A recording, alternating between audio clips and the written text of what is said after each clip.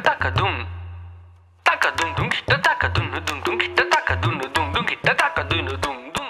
नमस्कार, आप देख रहे हैं एमपी न्यूज। आपके साथ मैं हूं नम्रता बुंदेला। एमपी न्यूज के खास कार्यक्रम चुनावी फीवर में आपका स्वागत है। और आज देखते हैं कि सियासी गलियारों में आखिर ठंडी हवाएं चल रही हैं या फिर ये मौसम और गर्माहट की ओर बढ़ता नजर आ रहा है। लगातार सियासी गलियारों में जो है वो बयानों के आंधी तूफान अब नेताओं की ओर से शुरू हो चुके हैं। हमारी साथी अदिति इस वक्त हमसे जुड़ी हुई हैं। अदिति, आज सियासी गलियारों की अगर हम बात करें तो आज किस तरह का माहौल है, क्योंकि उपचुनाव अब करीब आने लगे हैं और लगातार एक के बाद एक नई खबरें आ रही हैं। काफी रोचक मुकाबला ये देखा जा रहा है और 28 विधानसभा सीटों की अगर हम बात करें तो इस पर राजनेता जो है लगातार रैलियां कर रहे हैं, जनता को संबोधित कर रहे हैं और पूरी कोशिश की जा रही है। चाहे हम बीजेपी की बात करें या कांग्रेस की बात करें तो दोनों पार्टियों की अगर हम बात करें तो दोनों की तरफ से पुरजोर कोशिश की जा रही है। दोनों का ये भी दावा है कि आखिर जनता हमें ही वोट देगी। दोनों की तरफ से कहा जा रहा है कि जनता हम पर विश्वास करेगी। कांग्रेस जहां कह रही है कि बीजेपी ने जनता को धोखा दिया है तो बीजेपी कह रही है कि कांग्रेस जनता को धोखा देती आई है। आखिरकार किसकी जीत हो सकती है और क्या माहौल है? नम्रता, अब देखा जाए तो उपचुनाव के जो दौर चल रहा है इसमें काफ़ी ज़्यादा टेम्परेचर हाई बना हुआ है। तमाम नेताओं का लगातार देखा जा रहा था पिछले कुछ दिनों से कि कांग्रेस की तरफ से काफ़ी ज़्यादा बयानबाजी आ रही थी, चाहे वो कमलनाथ की हो शिवराज सिंह चौहान को घेरने के लिए, या फिर फूल सिंह बरैया की हो, या फिर दिनेश गुर्जर की हो। पिछले दिनों यही छाए हुए थे राजनीति में, इन्हीं के बयान छाए हुए थे। लेकिन ऐसा नहीं है कि सिर्फ कांग्रेस की तरफ से ही बयानबाजी का दौर जारी है। जब कांग्रेस की तरफ से हो रहा है तो भाजपा की तरफ से पलटवार होना भी लाजमी है। इसी बीच अगर देखा जाए तो कई सारे नेता हैं जो बीजेपी के हैं, बीजेपी की ओर से भी प्रहार देखा जा रहा है। कांग्रेस को लेकर बयान देखे जा रहे हैं जो कांग्रेस के ऊपर बीजेपी द्वारा किया जा रहा है। सबसे पहले अगर हम बात करें इस वक्त उच्च शिक्षा मंत्री मोहन यादव की, तो मोहन यादव ने हाल ही में विपिन वानखेड़े को लेकर, जो कि कांग्रेस प्रत्याशी हैं, उन्हें लेकर एक बयान जारी किया है। वो एक शायद जनसभा में थे, उन्होंने वहां पर ये बोला कि अगर आपको शिकार ही करना है, विधायक इसलिए नहीं बनाए जाते हैं कि आप सरपंच का शिकार करें। अगर आपको शिकार ही करना है तो आप जंगल जाइए और जानवरों को शिकार कीजिए। अगर जिस वक्त कांग्रेस की सरकार थी 15 महीने में, जहां आप कांग्रेस चली गई, कांग्रेस ने यादव समाज की धर्मशाला तोड़ने की कोशिश करी, लेकिन उसी वक्त जाकर हम सामने खड़े हो गए धर्मशाला के कि ताकि अगर आपको कुछ करना है, कांग्रेस को अगर कार्रवाई ही करनी है तो पहले आपको हमसे गुजरना पड़ेगा, हम ईंट से ईंट बजा देंगे। लेकिन अगर ऐसा हुआ कि अगर आप शिकार कर रहे हैं, आप सरपंच का शिकार कर रहे हैं, सरपंच को चीजों में फंसा रहे हैं, तो ये साफ तौर पर गलत है। इसके अलावा कैलाश विजयवर्गीय का भी बयान आया है कमलनाथ को लेकर। ये बयान काफी दिलचस्प है नम्रता, क्योंकि इसमें तो कैलाश विजयवर्गीय ने कमलनाथ को कपटनाथ बता दिया। हाल ही में कैलाश विजयवर्गीय बात कर रहे थे, किसी मीडिया से रूबरू हो रहे थे, मीडिया से वार्तालाप कर रहे थे। इसी बीच उन्होंने कहा कि अमित शाह जी के कारण वो तो मैं रुक गया, वरना जो 15 माह की सरकार थी कांग्रेस की, मैं इसे सिर्फ 2 माह में ही गिरा देता। अमित शाह जी के कारण उन्होंने मुझे मना कर दिया, इस वजह से मैंने सरकार नहीं गिराई।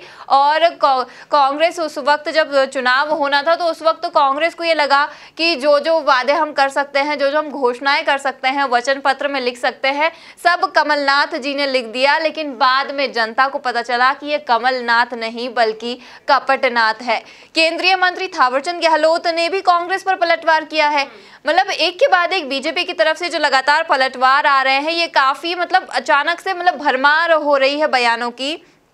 केंद्रीय मंत्री थावरचंद गहलोत ने भी करा, देवास सांसद महेंद्र सोलंकी ने भी कांग्रेस पर पलटवार किया। तो लगातार ये जो पलटवार देखा जा रहा है काफी दिलचस्प है।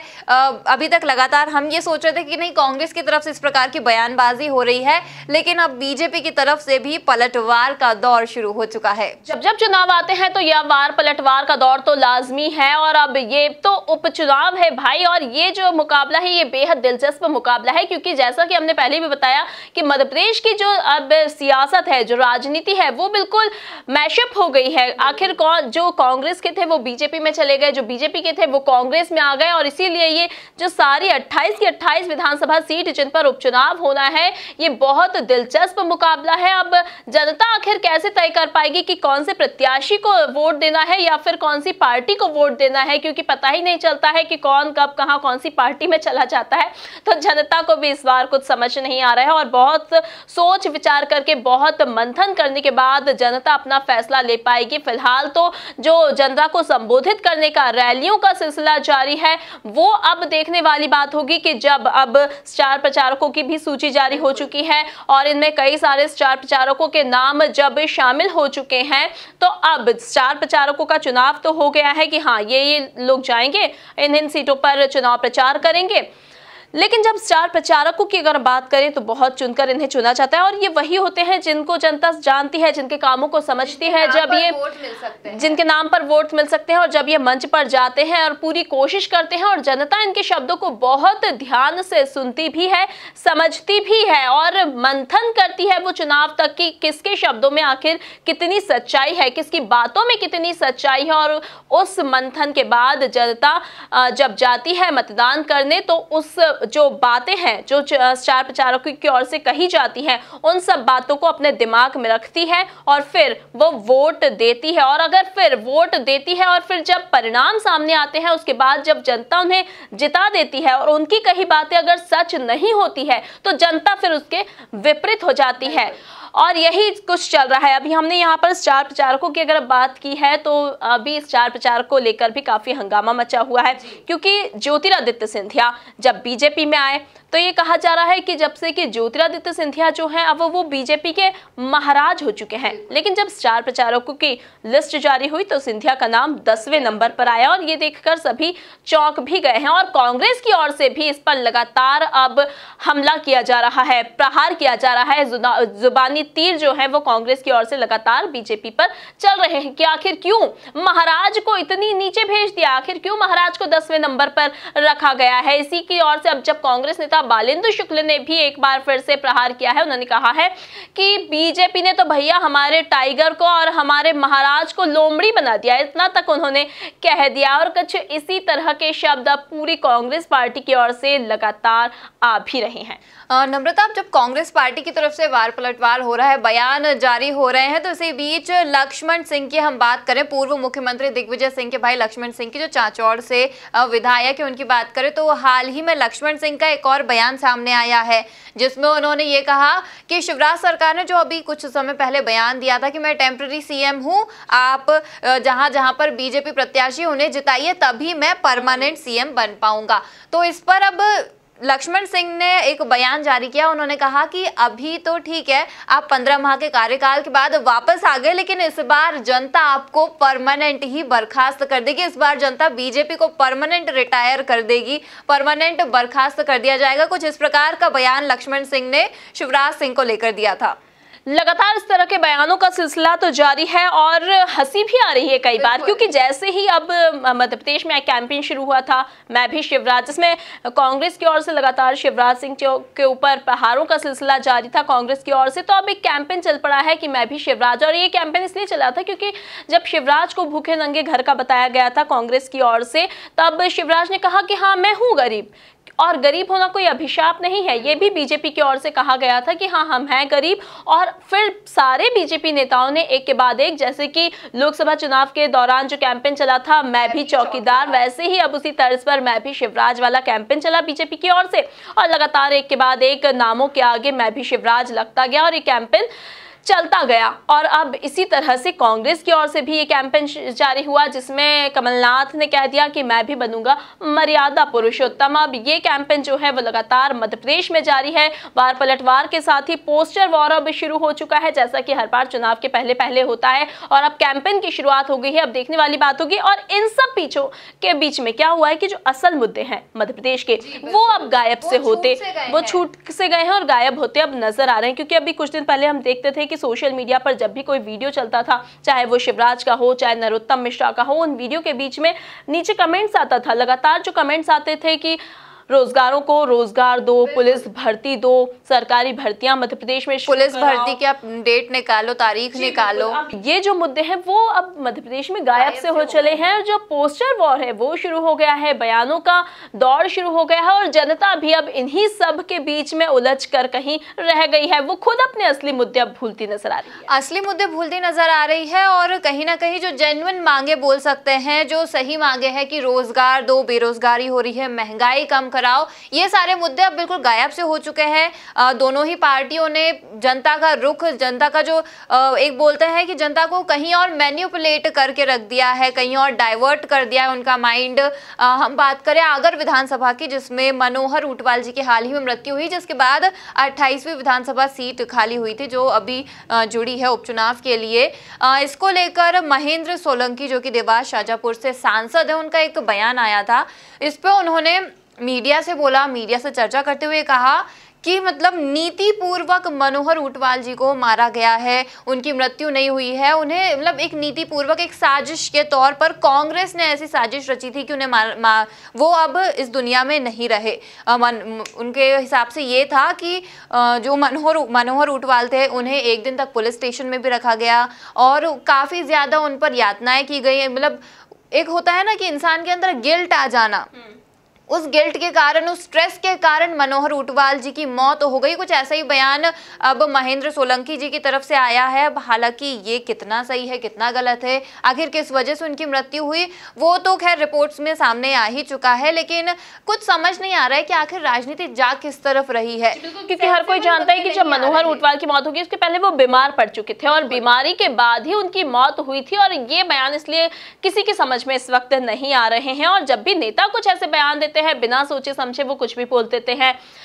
जनता के सामने जब वो जाते हैं तो ये विचार नहीं करते हैं कि हमारे शब्दों का जनता के ऊपर किस तरह से प्रभाव पड़ेगा। उन्हें लगता है कि बस बोलना है, कुछ भी बोल दो, बस हम जो भी बोलेंगे, उन्हें लगता है कि हम अपने मुंह से जो भी शब्द निकालेंगे, जो भी भाषण देंगे, हमें बस जनता की तालियां ही सुनाई देना चाहिए और देंगी ही। उन्हें ऐसा लगता है, वो ये नहीं समझते कि जनता बहुत समझदार है, कौन से शब्द सही हैं और आजकल का युवा नाप तोल कर ही सब चीज को, एक बोलते हैं ना वैल्यू देकर, अगर वर्थ है तो वो उस चीज की उसको देगा, उसके मायने देगा और तभी आपको वोट देगा। अगर कोई नाप तोल के उसे लग रहा है कि नहीं ये गलत है तो वो उसे, क्योंकि आज का युवा ये नहीं देखता है कि आप मुझे 100 रुपये साड़ी देंगे तो मैं आपको वोट दे दूंगा। बिल्कुल, साड़ी और 100 रुपए से याद आया कि कुछ दिन पूर्व जब अभी सांवेर का अगर हम बात करें तो ये सबसे हॉट सीट मानी जा रही है मध्य प्रदेश की। और अभी कुछ दिन पहले विधायक आकाश विजयवर्गीय का भी कुछ ऐसा ही वीडियो वायरल हुआ था, नोट बांटने वाला वीडियो काफी चर्चा में आया था। और इसीलिए, और सिर्फ आकाश और ये शायद ये सत्य भी पाया गया था। बिल्कुल, और ये प्रदेश के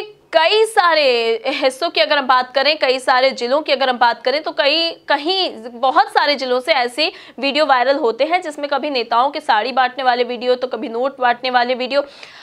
आप असल मुद्दों की बात कीजिए ना, कि जो असल मुद्दे हैं, जो असल ज़रूरतें हैं लोगों की, उन्हें पूरी करने की बात कीजिए। उन्हें पूरी करने की बात तो करते नजर आते हैं, लेकिन जब अगर हम ज़मीनी हकीकत की बात करें तो ये जो सारी पूर्तियां हैं वो गायब सी होती है। ये खाना पूर्ति की तरह लगता है कि भैया चुनाव थे तो चुनाव के पहले किसी भी पार्टी की तरफ से हमने वचन दे दिया, हमने ऐलान कर दिया, घोषणा कर दी कि कांग्रेस ने जिस प्रकार से 2018 के चुनाव में घोषणा की थी कि आप हमें सरकार में लाइए, हम किसानों का 2 लाख तक का मुआवजा माफ करेंगे। तो इसी बीच जब केंद्रीय मंत्री थावरचंद गहलोत का बयान आया, उन्होंने बोला कि कमलनाथ किसी एक व्यक्ति को भी ला दे कि उसका 2 लाख तक का कर्जा माफ हुआ है।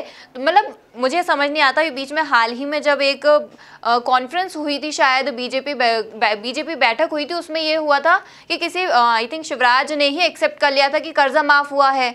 अब यहाँ पे ये बोल रहे हैं केंद्रीय मंत्री की माफ नहीं हुआ है। फिर उसमें बाद में लोगों ने कवर अप भी किया था चीज़ों को लेकर कि नहीं वो गलत पढ़ा गया है। तो आप मुझे बताइए कि आप एक जिम्मेदार पद पर बैठे हैं, आप गलत पढ़ रहे हैं, तो ये गलती आखिर किसकी है? और हम कैसे मान ले, कहाँ मान ले कि कर्जा माफ हुआ है, नहीं हुआ है? कई बार ये कहा जा रहा है कि शिवराज की जो बैठकें होती है किसानों को लेकर, तो किसानों को मतलब जो व्यक्ति है वो फेक होते हैं, उन्हें खरीद कर मतलब बैठा दिया जाता है कि सबूत दोनों की ओर से पेश किए जाते हैं। वो कहते हैं हम सबूत दे रहे हैं कि कर्जा हमने माफ किया है, हमारे पास सर्टिफिकेट है।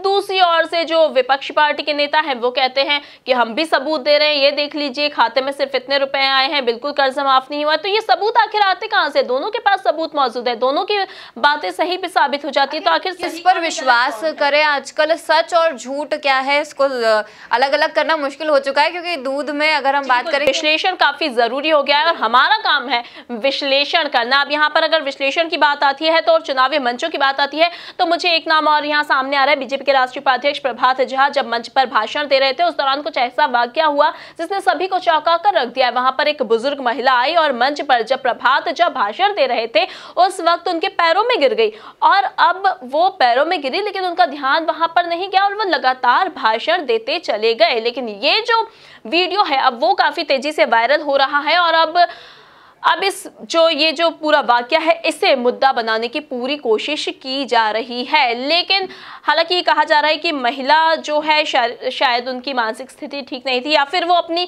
कुछ ज़रूरतों की बातें को लेकर वहां पर आई थी। अब ये पूरा वाकया क्या है इसकी अब पड़ताल की जा रही है। लेकिन ये जो अब घटनाक्रम हुआ है ये बहुत चर्चा का विषय इस वक्त मध्य प्रदेश की राजनीति में बना हुआ है, क्योंकि अब क्या हो रहा है कि जब भी नेता जब भाषण देने जाते हैं तो जनता को पूरी उम्मीद होती है कि अब हमारी सारी समस्याओं का हल हो जाएगा, निवारण हो जाएगा। लेकिन जब भी भाषण देने वहां पर नेता जाते हैं तो कोई इतना ज्यादा परेशान होता है, उसकी मानसिक हालत और शारीरिक हालत इतनी खराब हो चुकी होती है, आर्थिक स्थिति इतनी खराब हो चुकी है कि बस वो नेताओं को देखते हैं और उनकी तरफ दौड़ पड़ते हैं, उन्हें अपनी समस्या सुनाने के लिए वो बेहद उत्साहित रहते हैं। और कई ऐसे वाक्य अब पूरे मध्य प्रदेश से लगातार सामने आते जा रहे हैं। फिलहाल अगर हम बात करें चुनाव की तो इस वक्त चुनावी खर्चों का दौर जो है वो काफी चर्चाओं में बना हुआ है, क्योंकि चुनाव आयोग ने सरकार से 40 करोड़ रुपए और अतिरिक्त मांग की है, क्योंकि इस बार जो कोविड का दौर चल रहा है, कोविड-19 का दौर है, तो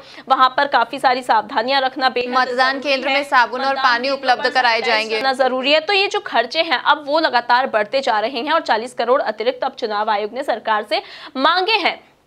अब जब 40 करोड़ रुपए अतिरिक्त मांगे हैं, चुनाव आयोग का ये कहना है कि हम इसलिए मांग रहे हैं क्योंकि वहां पर फिजिकल डिस्टेंस बहुत जरूरी है कर्मचारियों का, तो कर्मचारियों को पोलिंग बूथ तक जब हम पहुंचाएंगे तो अलग अलग गाड़ियां करनी होंगी। जो लोग पहले 2 गाड़ियों में चले जाते थे उन लोगों के लिए 4 या 5 गाड़ियां करनी होगी, सैनिटाइज भी कराना होगा, पोलिंग स्टेशन को सैनिटाइज कराना होगा, बूथ को आप पूरा सैनिटाइज करेंगे। जब आप बूथ पर कोई अगर मतदाता आएंगे तो उन्हें आप पूरा स्कैन करेंगे, उसके बाद उसे अंदर जाने दिया जाएगा। यदि आपको वेट करने की जरूरत पड़ती है तो वेटिंग रूम अलग से महिलाओं के लिए अलग से, पुरुषों के लिए अलग से बनाने होंगे और वो भी ज्यादा बनाने होंगे, ज्यादा लगानी होंगी। तो इन सब चीजों में बहुत ज्यादा खर्च वहां पर आ रहा है। पैरामेडिकल स्टाफ की भी मौजूदगी वहां पर रहने वाली है, तो ये सारी बातें मिलाकर जो है खर्चा कुछ ज्यादा ही बढ़ गया है और इसीलिए 40 करोड़ रुपए अतिरिक्त इस बार लगने वाले हैं। लेकिन अब कांग्रेस की अगर हम बात करें तो कांग्रेस कह रही है कि ये जो उपचुनाव हो रहे हैं वो उन लोगों की वजह से हो रहे हैं, उन नेताओं की वजह से हो रहे हैं जिन्होंने